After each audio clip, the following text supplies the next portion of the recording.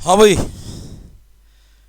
नमस्कार, सबको राधे राधे, सबको प्रणाम, सबको नमस्ते और एक बार आप सभी का जो है इस ऑनलाइन डिजिटल प्लेटफॉर्म पर हार्दिक स्वागत और अभिनंदन है। दोस्तों, अपन बात कर रहे थे व्यक्तित्व की और व्यक्तित्व के कुछ गुणों के बारे में जो है अपन अध्ययन कर चुके हैं, कुछ चीज़ों के बारे में अपन अध्ययन कर चुके हैं, बहुत सारे सिद्धांतों के बारे में अपन अध्ययन कर चुके हैं, बहुत सारे सिद्धांतों की जो एक जानकारी जो हमें चाहिए थी वो हम प्राप्त कर चुके हैं। हमने क्रेशमर, शेल्डन, कार्ल जूंग आदि कई सिद्धांतों को जो है अपन ने, स्प्रेंगर का सिद्धांत, हॉलैंड का सिद्धांत आदि सिद्धांत अपन ने पढ़ लिए। एक दो सिद्धांत और हैं, दो तीन सिद्धांत जिनको अपन और पढ़ लेते हैं। उसके बाद व्यक्तित्व की मापन की जो विधियां आती है उनको अपन पढ़ने का क्या करेंगे, प्रयास करेंगे।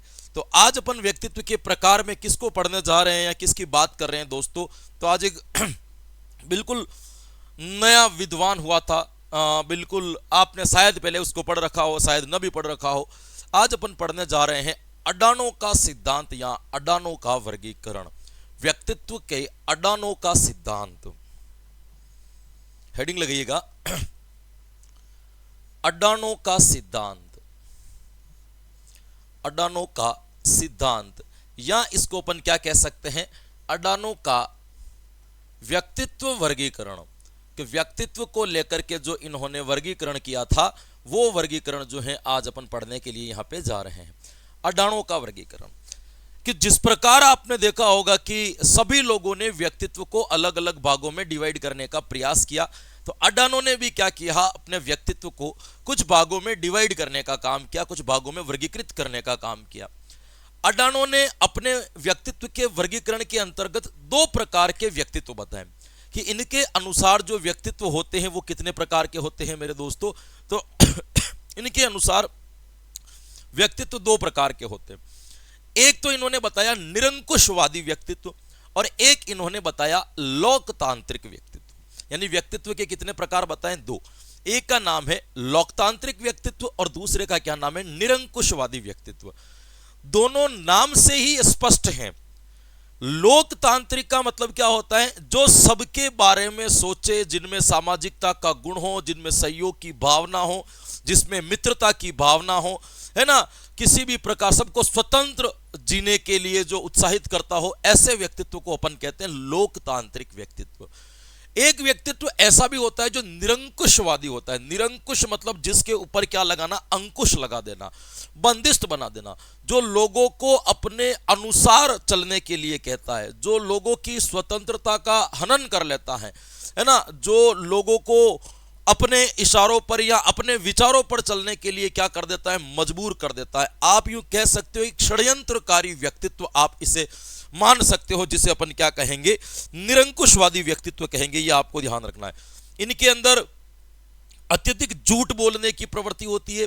इनका व्यक्तित्व जो होता है बहुत अधिक कठोर होता है और अंधविश्वासों से ये भरे रहते हैं, जिनकी कोई सत्यता न हो, जिनकी ये ऐसे व्यक्ति होते हैं जो खुद अपनी बातों को जो है सत्यता में स्वीकार कर लेते। कई बार आपने देखा होगा निरंकुशवादी व्यक्तित्व में एक अलग ही प्रकार की कला पाई जाती है।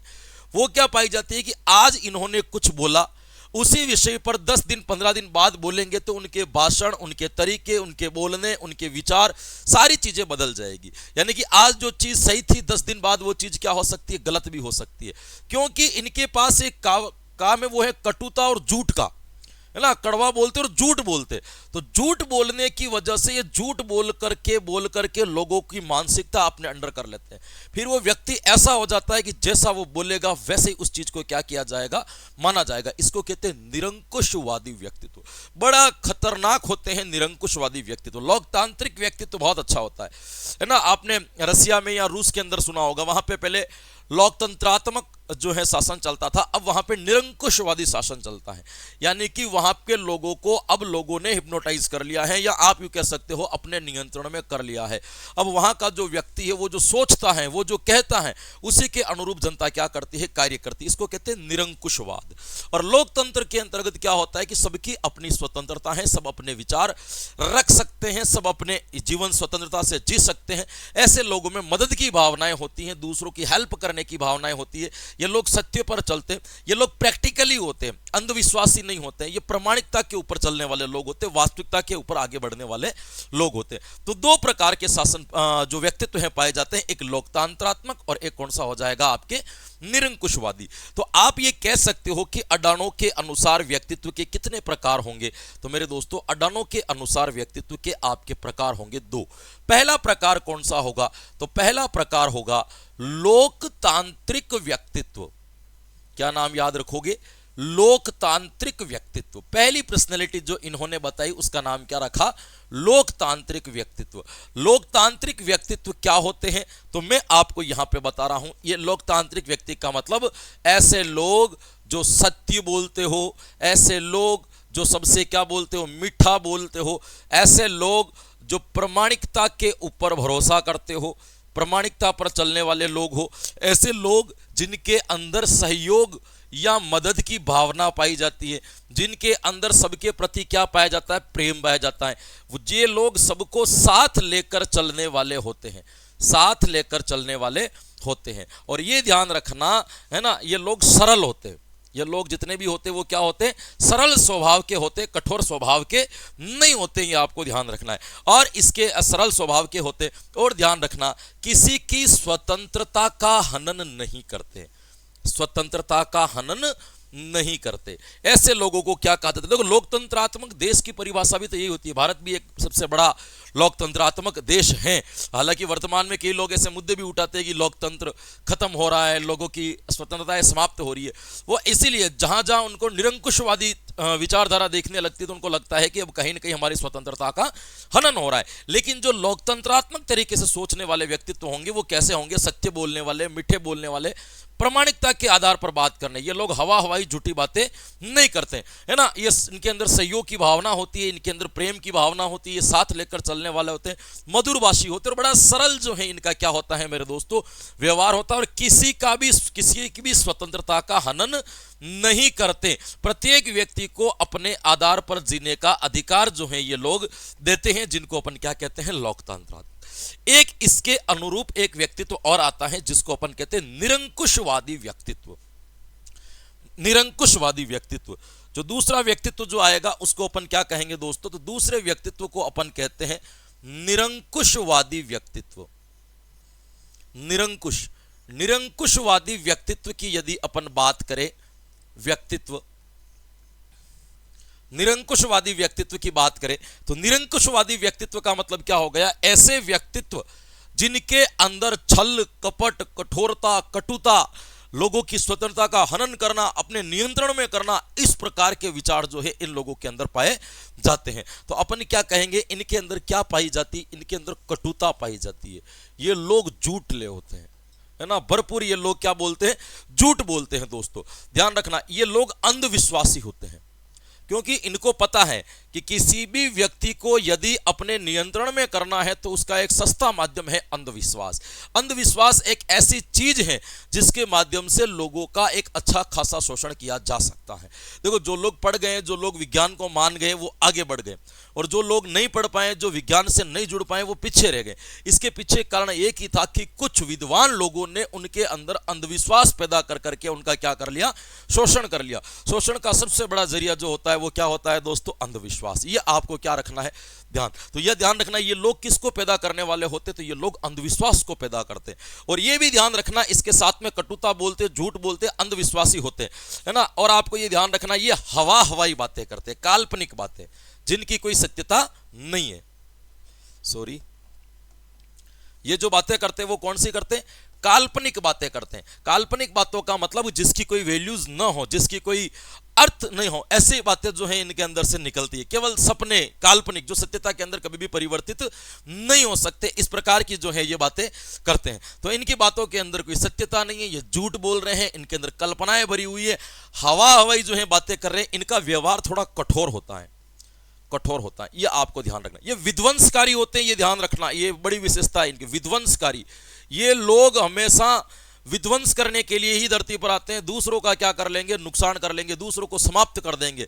इतनी विध्वंसता जो है इनके अंदर क्या रहती है, भरी हुई रहती है। तो इसको अपन कहते हैं विध्वंसकारी। भाई क्या कहते हैं, विध्वंसकारी होते, नुकसान करने वाले लोग होते है ना, तबाह करने वाले इनके विचार होते। तो आप ये जान सकते हो, देखो ये बड़ा एक सिंपल सा तरीका भी है कि आप भले ही व्यक्तित्व को पढ़ रहे हो और जैसे ही आप व्यक्तित्व को पढ़ते हो या व्यक्तित्व को समझते हो तो एक विचार आपके मन में आ जाना चाहिए कि आपने लोकतांत्रिक और निरंकुशवादी व्यक्तित्व को पढ़ा। अब जीवन में हमें भी कभी कभी वोट देने का या मत देने का या किसी नेता को चुनने का क्या मिलता है, मौका मिलता है। और ये हमें हर 5 वर्ष में जो है एक बार मिल सकता है या मिलता है। उस वक्त आपको क्या देखना है, आपको 2 प्रकार के व्यक्तित्व को देखना है कि जिस व्यक्ति को हम चुनने जा रहे हैं उसकी विचारधारा निरंकुशवादी है या उसकी विचारधारा लोकतंत्रात्मक है। यदि उसकी विचारधारा निरंकुशवादी है तो उसको थोड़ा दूर करना चाहिए, क्योंकि ये लोग विध्वंसकारी होते हैं, समाप्त कर देंगे। लेकिन जिसकी विचारधारा लोकतांत्रिक है, सबको स्वतंत्र रखने की है ना, सबको प्रसन्न रखने की, वास्तविकता पर चलने की, ऐसे लोग जो होते हैं वो सहयोग भावना वाले होते हैं। तो हमें केवल 2 ही चीज देखनी होती है कि व्यक्ति लोकतंत्रात्मक है कि व्यक्ति निरंकुशवादी है। सिंपल सा एक लॉजिक है किसी भी व्यक्तित्व को। तो केवल ये टॉपिक पढ़ना ही नहीं है, बल्कि इसको क्या उतारना है, प्रैक्टिकली उतारना है कि सामने वाला व्यक्तित्व कैसा है, उनको समझने का बढ़िया तरीका। यदि कोई झूठ बोल रहा है, अंधविश्वास जो है पैदा कर रहा है, कटुता है, विध्वंस जैसी बातें कर रहा है, हर जगह पे है ना मारना कुटना, लड़ाई झगड़े दंगे, इस टाइप की बातें करता है, कठोर जिसका व्यवहार और हवाई बातें कर रहे, काल्पनिक बातें करते हैं, ऐसे लोगों को हम क्या कहते हैं, निरंकुशवादी। और जो लोग सत्य, सरल, लोकतांत्रिक, प्रैक्टिकल बातें कर रहे हैं, ऐसे व्यक्तित्व को अपन क्या कहते हैं, लोकतांत्रिक व्यक्तित्व कहते हैं। ये आपको हल्का सा क्या रखना है, इसके संदर्भ में ध्यान रखना है। तो क्लियर, ये आपके एक छोटा सा सिद्धांत था जिसको अपन किस नाम से जानते हैं मेरे दोस्तों, जिसको अपन जानते हैं अडाणों के नाम पे, है ना। ये आपको ध्यान रखना है ना कि इसका जो है आपको क्या रखना है, हल्का सा ध्यान रखना है। फिर आगे अपन बात करते हैं, इसके बाद में निरंकुशवादी व्यक्तित्व हो गया, इसके बाद में अपन एक सिद्धांत और पढ़ लेते हैं, क्योंकि ये छोटे छोटे सिद्धांत थे, इनको अपन समाप्त कर ही देते हैं आज, है ना। ये आपको समझ में आ गया अडाणों का वर्गीकरण। अडाणों के वर्गीकरण के बाद में एक अच्छा वर्गीकरण आता है मेरे दोस्तों, जो 2 लोगों ने मिलकर के दिया है। एक का नाम है रोजनमैन, एक का नाम है फ्रीडमैन। फ्रीडमैन और रोजनमैन का वर्गीकरण क्या कहता है, या फ्रीडमैन या रोजनमैन का सिद्धांत क्या कहता है, तो आप हेडिंग लगाइएगा। तो हेडिंग क्या लगाओगे, एक तो नाम लिखना है आपको फ्रीडमैन, और इसी के साथ में कौन आएगा, रोजनमैन। रोजनमैन, है ना, ध्यान रखिएगा। 2 व्यक्ति एक साथ में हुए थे, एक का नाम था आपके फ्रीडमैन, एक का क्या नाम था, रोजनमैन। इनको आप ये कह सकते हो फ्रीडमैन या रोजनमैन का सिद्धांत, या फिर क्या कह सकते हो, इनके व्यक्तित्व का वर्गीकरण, कि इन्होंने व्यक्तित्व के कितने प्रकार बताए। बहुत अच्छा वर्गीकरण है ये, बहुत अच्छा वर्गीकरण है। देखो, इन्होंने वर्गीकरण किया था हृदयघात को लेकर के। इनका जो टॉपिक था वो क्या था, हार्ट अटैक, कि कैसे लोगों को हार्ट अटैक ज्यादा आता है और कैसे लोगों को हार्ट अटैक कम आता है, जिसकी संभावनाएं कम रहती है। हृदयघात से कैसे व्यक्तित्व, हमारी पर्सनैलिटी कैसी होती है तो हृदयघात की संभावनाएं बढ़ जाती है, और हमारी पर्सनैलिटी कैसी होती है तो हृदयघात की संभावना क्या हो जाती है, कम हो जाती है। इस चीज के ऊपर जो वर्गीकरण किया है वो किसने किया है, आपके इन्होंने किया। अब यहां पे आप देखिएगा, इस वर्गीकरण को आप देखिएगा कि इन्होंने 2 टाइप बताए। एक तो आपको ये ध्यान रखना कि इनका जो अधिगम था वो किसके आधार, सॉरी वर्गीकरण था वो क्या था, हृदयघात को लेकर, है ना। इन्होंने जो व्यक्तित्व के प्रकार बताए वो किसको लेकर के बताए, तो हल्की सी आपको ध्यान रखना है कि इन्होंने जो बताए वो किसके आधार पर बताए दोस्तों, इनके ऊपर। तो आपको ये ध्यान रखना है, इन्होंने 2 प्रकार के व्यक्तित्व बताए। एक का नाम है टाइप ए प्रकार का व्यक्तित्व, और दूसरा है आपके टाइप बी प्रकार का व्यक्तित्व। एक तो टाइप ए और एक दूसरा कौन सा बताया, टाइप बी। यहां पे आपको ध्यान रखना है कि जो आपके टाइप ए वाले लोग होते हैं, जो आपके कौन से लोग होते हैं मेरे दोस्तों, जिनका व्यक्तित्व कैसा होता है, आपके टाइप ए वाला होता है। सामान्य तौर पर ये लोग क्या करते, चिंताओं में, दबाव में, टेंशन में, डिप्रेशन में अपने जीवन को ज्यादा जीते हैं, जिसकी वजह से इनके अंदर हृदयघात की संभावनाएं बढ़ जाती है। और टाइप बी वाला जो व्यक्तित्व होता है वो चिंताओं से थोड़ा दूर रहता है, उनको किसी भी प्रकार का डिप्रेशन नहीं रहता, उनको किसी भी प्रकार की टेंशन नहीं रहती, वो किसी भी प्रकार के दबाव में नहीं रहते। उनके जीवन जीने का तरीका बड़ा स्वतंत्र, बड़ा अलग, बड़ा यूनिक और बड़ा सामान्य और बड़ा सरल है। इस वजह से इन लोगों के अंदर हृदयघात की संभावना क्या होती है, कम होती है। तो पहले आपको ध्यान रखना है कि इन्होंने जो वर्गीकरण किया है, फ्रेडमैन और रोजनमैन ने वर्गीकरण, वो हृदयघात की संभावना के ऊपर किया था। और इन्होंने बताया कि टाइप ए वाले व्यक्ति के अंदर हृदयघात की संभावना अधिक रहती है, जबकि टाइप बी वाला व्यक्ति होता है उनके अंदर आपके हृदयघात की संभावना क्या पाई जाती है दोस्तों, है ना। ये आपको ध्यान रखना है। ए प्रकार वाले व्यक्ति तनाव दबाव में ज्यादा गिरे रहते हैं, इसी कारण इनके अंदर हृदय रोग की संभावना क्या होती है, अधिक होती है। अब इसके पीछे कारण क्या है जो पढ़िए, इन दोनों में मैं आपको अंतर बता देता हूं। देखो, टाइप ए वाले लोग होते हैं ना, उनके अंदर कंपटीशन का भाव बहुत ज्यादा होता है। ये प्रत्येक व्यक्ति को पीछा छोड़ना चाहते हैं, हर व्यक्ति को अलग हर व्यक्ति से जो है आगे निकलना चाहते हैं, हर व्यक्ति से अच्छा दिखना चाहते हैं, है ना, सबसे यूनिक दिखना चाहते हैं, है ना, अपनी प्रसिद्धि चाहते हैं।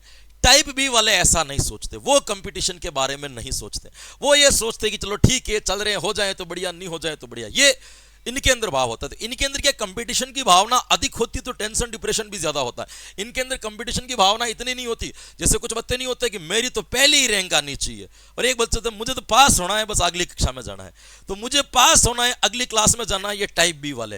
एक नहीं, मुझे तो पहली रैंक चाहिए, ये टाइप ए वाले। तो ध्यान रखना, जिसको पहली रैंक चाहिए उसको टेंशन डिप्रेशन से गुजरना पड़ेगा, और जो ये सोचता है मुझे पास होना है बस आगे की क्लास में जाने के लिए, ये टाइप बी वाले लोग हैं। इन लोगों को अपन क्या कह सकते हैं, संतुष्टि स्वभाव के होते हैं, सरल स्वभाव के होते हैं, तो इनके किसी प्रकार की चिंताएं, किसी प्रकार की टेंशन वगैरह नहीं होती है। तो आप एक अंतर ये रख सकते हो कि इन बालकों के अंदर कंपटीशन का भाव अधिक होता है, या मैं हिंदी में लिखना चाहूं तो कह सकता हूं प्रतिस्पर्धा, इनके अंदर प्रतिस्पर्धा अधिक होती है ना। जबकि इनके अंदर प्रतिस्पर्धा का भाव क्या होता है मेरे दोस्तों, इनके अंदर प्रतिस्पर्धा का भाव क्या होता है मेरे दोस्तों, कम होता है। यह भी आपको क्या रखना है, ध्यान रखना है। आपको यह ध्यान रखना है कि टाइप ए वाला व्यक्ति कभी संतुष्ट नहीं होता है, यानी कि हर एक उपलब्धि के बाद उसको एक नई उपलब्धि चाहिए होती है। लेकिन टाइप बी वाले व्यक्ति को ऐसा कुछ नहीं चाहिए, उसको एक बार जो मिल गया है उसी में वो क्या हो जाता है, खुश हो जाता है, इसी में वो क्या हो जाता है, प्रसन्न हो जाता है। तो आपको यहां पे ध्यान रखना है कि टाइप ए वाला जो व्यक्तित्व है वो हमेशा क्या रहता है, असंतुष्ट रहता है, हर चीजों से असंतुष्ट। जितना प्राप्त हो गया उसमें भी वो खुश नहीं, इससे ज्यादा चाहिए हमें। टाइप बी वाला व्यक्ति हर चीज में संतुष्टि, जो प्राप्त हो गया बस बहुत है ये मेरे लिए। तो इसीलिए देखो, जिसको हर चीज से संतुष्टि प्राप्त नहीं हो रही है, तो जाहिर सी बात है तनाव और डिप्रेशन जो है उनके अंदर अधिक होगा, तनाव अवसाद से ग्रस्त रहेंगे। लेकिन जो व्यक्ति हर एक काम में अपने आप को संतुष्ट कर लेते, तो सामान्य सी बात है कि उनके अंदर तनाव अवसाद जो है क्या पाए जाएंगे मेरे दोस्तों, कम पाए जाएंगे। ये आपको ध्यान रखना है। तो अपन कह सकते हैं, है ना, ये असंतुष्ट अधिक होते हैं। ये क्या होते हैं, असंतुष्ट, अधिक असंतुष्ट, है ना। किसी भी चीज से इनको प्रसिद्धि से रुकते नहीं, इनको आगे बढ़ना है। और इनके अंदर क्या पाया जाता है, संतुष्टि का भाव, है ना। एक तो होता है कि मेरे थर्ड ग्रेड में सिलेक्शन हो गया तो बी टाइप वाले बस बहुत हो गया, अब नहीं पढ़ा जाएगा, बस इसी में निकाल देंगे, हो जाएगा अपना गुजारा। एक होता है थर्ड ग्रेड का लगने के बाद कि इसी साल में मुझे फर्स्ट ग्रेड वापस लगना है, तो ये तो टेंशन बढ़ाएगा भाई, है ना। एक वो संतुष्ट हो गया, ठीक है चलो बस अब चल रहा है, बढ़िया चल रहा है, तो ये टाइप बी वाले व्यक्तित्व है। तो टाइप ए वाले व्यक्तित्व जो होते हैं उनके अंदर असंतुष्टि क्या पाई जाती है दोस्तों, अधिक पाई जाती है। आपको ये ध्यान रखना। एक चीज और भी है, टाइप ए वाले लोगों के अंदर किसी भी काम को करने की तत्परता बहुत ज्यादा होती है। हर मुझे करना है, मतलब ताबड़तोड़ उतावलापन बहुत अधिक होता है। लेकिन अपने ये बी वाले लोग संतुष्ट है, इनमें किसी भी प्रकार के कार्य को लेकर कोई खास तत्परता नहीं होती है, और किसी भी प्रकार का उतावलापन जो है इनके अंदर नहीं पाया जाता। ये आराम से रिलैक्स मोड में, आप यूं से कह सकते हो, आप यूं इनको मैं कह सकता हूं, more active type A, more relax type B.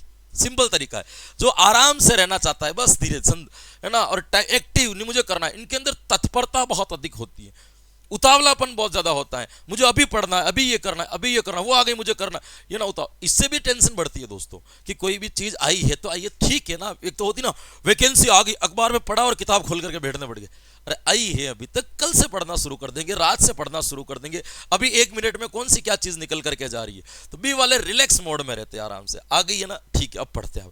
ये उतावलापन नहीं होता है। तो आप जिन लोगों के अंदर उतावलापन न हो किसी काम को लेकर के, वो लोग संतुष्ट ज्यादा होते हैं, इसीलिए इनके अंदर तनाव अवसाद नहीं आते, जिसकी वजह से हृदयघात की संभावना कम होती है। इनमें तत्परता अधिक होती है, ये लोग एक्टिव अधिक होते हैं, और उतावलापन जो है इनके अंदर अधिक पाया जाता है, जिसकी वजह से इनके अंदर हृदयघात की संभावना बढ़ जाती है। तो यह अधिक तत्पर, यह अधिक तत्पर तथा अधिक उतावले होते हैं। यह कम तत्पर व उतावले नहीं होते, शांत स्वभाव है, नहीं होते। ये भी आप इसके अंदर ध्यान रख सकते हो कि इनके अंदर तत्परता का भाव जो है क्या पाया जाता है दोस्तों, अधिक पाया जाता है। ये आपको क्या रखना है दोस्तों, ध्यान रखना है ना। अब देखो एक अंतर इनके अंदर और पाया जाता है, वो क्या चीज पाई जाती है दोस्तों, टाइप ए वाले व्यक्ति हर काम को एक निश्चित समय पर उसको कंप्लीट करना चाहते हैं। ये एक टारगेट लेकर के चलते हैं कि मुझे आज के दिन में इतना करना है तो इतना करना ही है। टाइप बी वाले काम तो करते हैं लेकिन टारगेट लेकर के नहीं चलते हैं, जितना होगा उतना करेंगे, नहीं होगा तो कोई समस्या नहीं, कल करेंगे। यानी कि इनको हर काम समय पर चाहिए और इनका कोई दिक्कत नहीं, समय पर नहीं होगा तो कल होगा, क्या फर्क पड़ता है। ये इन चीज को लेकर के ज्यादा लोड नहीं लेते। और आप सोचो कि कोई व्यक्ति टारगेट लेकर के काम कर रहा है, टारगेट का नाम ही डिप्रेशन है। कभी आपने ले लिया कि मुझे आज के पूरे दिन में ये काम करना है, पहले मिनट से टेंशन आ जाएगी, आज ये करना है, आज ये करना है, 10 मिनट हो गए, 1 घंटा हो गया, आधा दिन निकल गया, शाम हो गई, तो अपने आप टेंशनें बढ़ जाती है। और जो है कि बस दिन उगा है, मुझे करना है, जितना होगा उतना करेंगे, बच जाएगा तो अगले दिन हो जाएगा। इनको कहते हैं अपन मोर रिलैक्स। तो ये व्यक्ति समय का इतना ध्यान नहीं देते कि समय पर पूरा ना हो तो भी कोई समस्या नहीं है। तो आप ये कह सकते हो कि ये वाला जो व्यक्तित्व है, जो अपने टाइप ए वाला जो व्यक्तित्व है, ये क्या करता है दोस्तों, समय पर कार्य पूर्ण करना चाहता है, समय पर कार्य पूर्ण। ये चीज लेकर के चलते हैं कि कोई भी काम है तो उसी समय पर क्या हो जाना चाहिए दोस्तों, कोई नहीं है ना। और ये अधूरा छूट जाए तो भी कोई दिक्कत नहीं, अधूरा रह जाए कोई समस्या नहीं।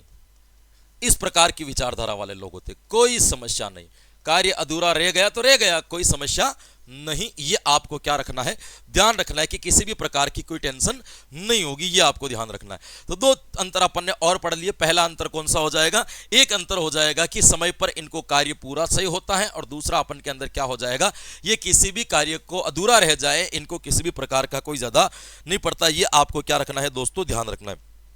दूसरा है, ये टाइप ए वाले व्यक्ति किसी भी काम को करते हैं तो इनको फीडबैक या रिजल्ट्स या प्रतिपुष्टि तुरंत चाहिए होती है, अभी, है ना। अभी काम किया तो उनको अभी रिजल्ट्स चाहिए, है ना। जैसे उन्होंने अभी आज टारगेट पूरा कर लिया, इनको आज ही शाबाशी चाहिए। टाइप बी वाले, इनको तुरंत प्रतिपुष्टि से कोई मतलब नहीं, ये काम करके छोड़ देते हैं, जब रिजल्ट्स आना होगा तब रिजल्ट्स आएंगे, ये इतनी परवाह नहीं लेते हैं। इनको प्रतिपुष्टि की जरूरत बहुत ज्यादा। आपने देखा होगा विद्यालय के अंदर कोई ऐसा बच्चा है जो ज्यादा इंटेलिजेंट है, कभी भी क्लास टेस्ट हो जाते थे ना, तो उनको बड़ा उतावलापन रहता था कि कब नंबर आए, कब नंबर आए, कब नंबर आए। वो सर या मैडम के आसपास इर्द गिर्द घूमता रहता था कि रिजल्ट्स बता दे, रिजल्ट्स बता दे। लेकिन टाइप बी वाले व्यक्ति टेस्ट देकर के कॉपी दे दिए कि मैडम की सर की मर्जी हो तब रिजल्ट बता देना, हमें कोई खास इसकी आवश्यकता नहीं है, कोई खास इसके अंदर हमें जल्दी नहीं है। तो आपको यह ध्यान रखना है कि टाइप ए वाले व्यक्तित्व को प्रतिपुष्टि तुरंत चाहिए होती है और टाइप बी वाले व्यक्तित्व को तुरंत प्रतिपुष्टि की आवश्यकता नहीं होती है। तो आप ये कह सकते हो कि इनको तुरंत प्रतिपुष्टि चाहिए, तुरंत प्रतिपुष्टि, और इनको तुरंत प्रतिपुष्टि में कोई इंटरेस्ट नहीं है, प्रतिपुष्टि नहीं चाहिए, तुरंत प्रतिपुष्टि नहीं चाहिए। तुम्हें समय मिले तब हमें रिजल्ट्स बता देना, हमें अभी हमारा रिजल्ट्स नहीं सुनना है। यह भी एक प्रकार की क्या हो जाएगा, इनके अंदर अंतर हो जाएगा, जो आपको ध्यान रखना है ना।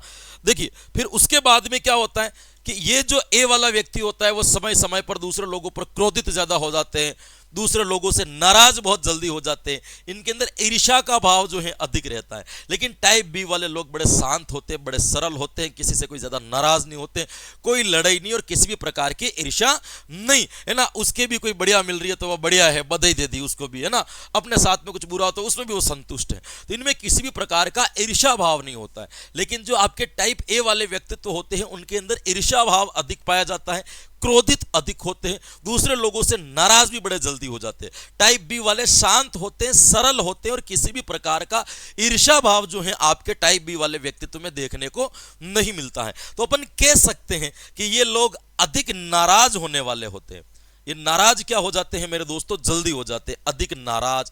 इनके अंदर क्या पाई जाती है मेरे दोस्तों, तो इनके अंदर ईर्ष्या जो है वो क्या पाई जाती है, अधिक पाई जाती है। और ये भी ध्यान रखना, ये अधिक क्रोधी भी होते हैं, इनको गुस्सा बड़ा आता है, बहुत अधिक क्या होते हैं, क्रोधी होते हैं। और इनकी ये बात कहें तो ये होते हैं आपके शांत, सरल, है ना, किसी भी प्रकार की ईर्ष्या, इनका ईर्ष्या भाव इनके अंदर नहीं पाया जाता है, किसी से भी इनके अंदर जलन नहीं होती है, किसी से भी जो है जेलेसी जो है किसी भी टाइप की इनके अंदर नहीं पाई जाती है। आपको ये क्या करना है दोस्तों, ध्यान रखना है।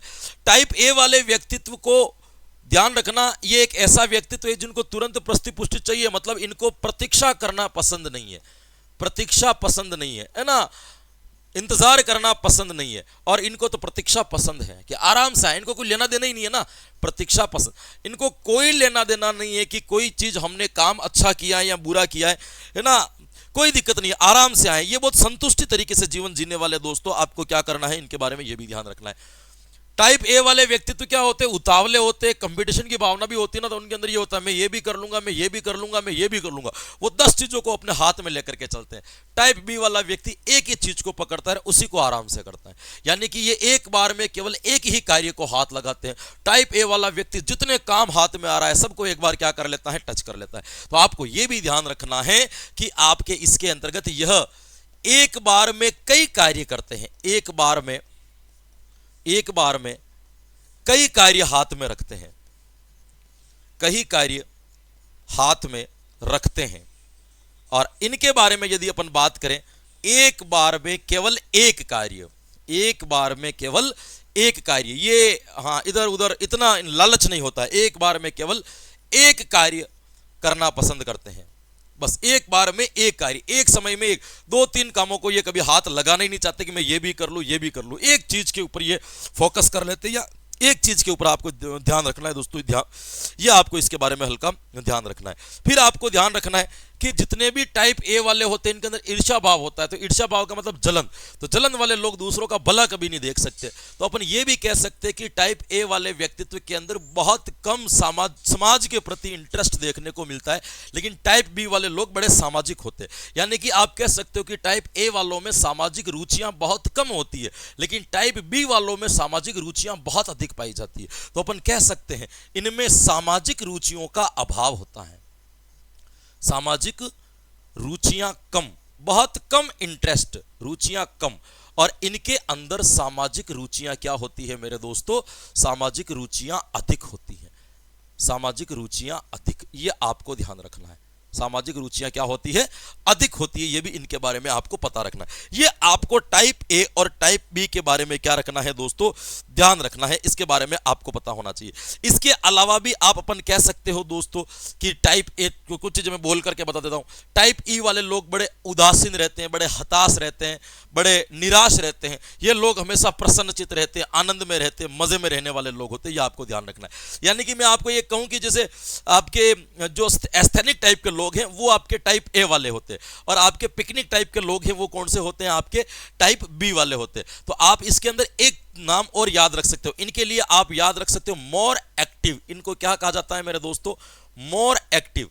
और इनको क्या कहा जाता है, मोर रिलैक्स, मोर रिलैक्स, बस आराम से काम करने वाले हैं। यह भी ध्यान रखना, हृदयघात इनको क्या होता है, अधिक, हृदयघात अधिक। और इनको हृदयघात क्या होता है मेरे दोस्तों, कम। हार्ट अटैक की संभावनाएं क्या होती हैं, कम, हृदयघात कम। ये आपके क्या हो जाएगा, ए और बी टाइप, जो आपके फ्रीडमैन और रोजनमैन के द्वारा विकसित किया गया, या उनके द्वारा इसको क्या किया गया मेरे दोस्तों, वर्गीकृत किया गया, आपको ध्यान रखना है। क्लियर, यहां तक एक बार आपको यह समझ में आ गया होगा। अब आपको यहां पे एक ध्यान रखना है दोस्तों, एक व्यक्ति हुआ था, दो व्यक्ति हुए थे, एक का नाम था ग्रियर और एक का नाम था मोरिस। नोट डाल करके ये दो चीजें लिखनी है आपको, नोट डाल करके क्या नाम लिखोगे, दो व्यक्तियों के आपको नाम लिख लें, जिसमें से एक का नाम तो क्या लिखोगे आप, ग्रियर, और एक का नाम क्या लिखोगे, मोरिस। ग्रियर तथा मोरिस, ग्रियर तथा मोरिस, इन्होंने क्या किया कि आपके ए बी टाइप के जो व्यक्तित्व थे उसके आगे एक और टाइप जोड़ दिया जिसका नाम था सी टाइप। यानी कि इन्होंने एक और व्यक्तित्व को जोड़ा जिनका नाम क्या रखा दोस्तों, सी टाइप। सी टाइप का मतलब इन्होंने ऐसा व्यक्तित्व बनाया जिनको कैंसर का खतरा अधिक रहता है ना।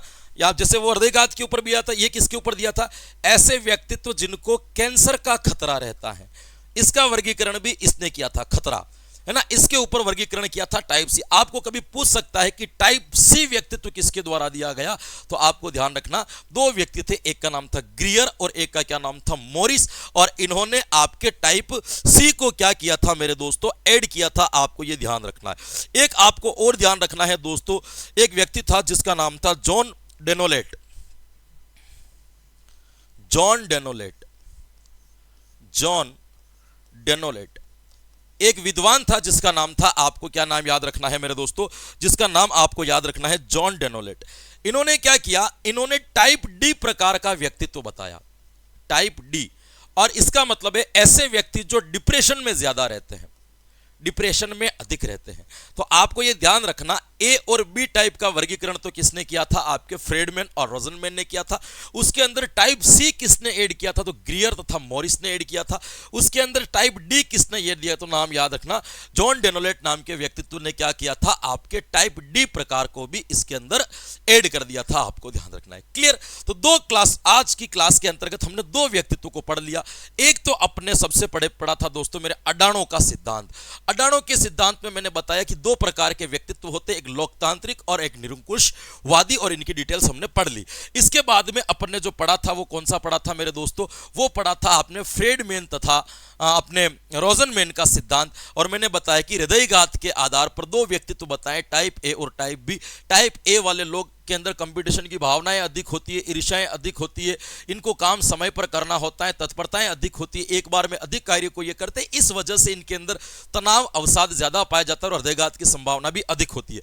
जबकि टाइप बी वाले लोग जो होते हैं बड़े संतुष्ट, सरल, शांत स्वभाव के होते हैं, इसीलिए इनके अंदर हृदयघात की संभावनाएं कम होती है। फिर आपको यहां पे ध्यान रखना है कि इसके अंतर्गत टाइप सी और टाइप डी किसके द्वारा जोड़ा गया, तो ध्यान रखना टाइप सी जो कैंसर के खतरे के आधार पर वर्गीकरण किया, ग्रियर तथा मॉरिस ने टाइप सी वाला व्यक्तित्व बताया।